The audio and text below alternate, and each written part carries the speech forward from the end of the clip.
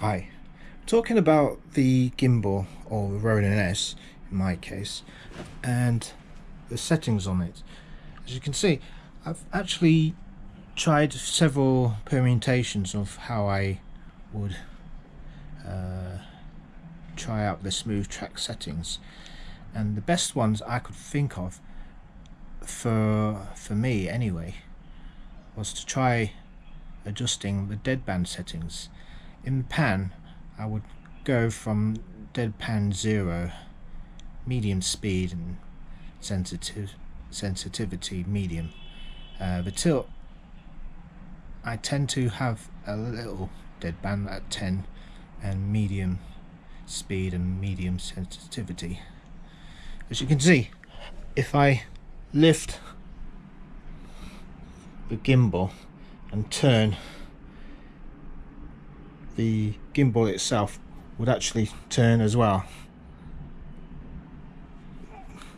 The deadpan is actually the space where the gimbal won't turn even if you turn your hand, and because of this it's more responsive to my hand. For small orbits like this with no deadband, it's easy to move smoothly, as you can see, and I'm just going to record this just to prove to you.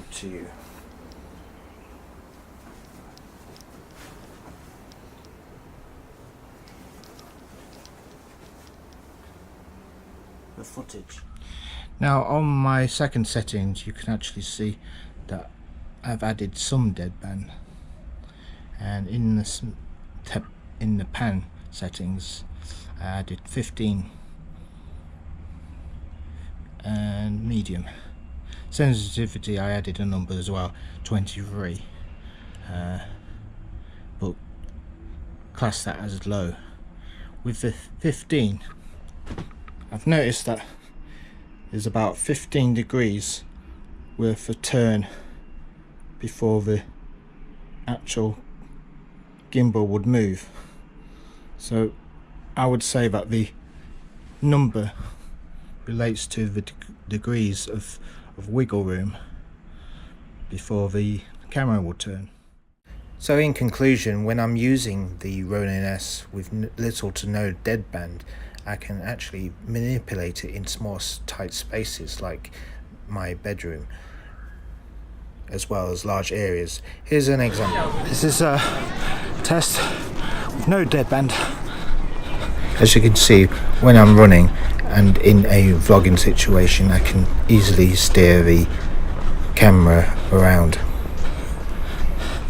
Please like and subscribe to my channel for some more drone flying, gimbal tips and vlogs, and I'll see you again.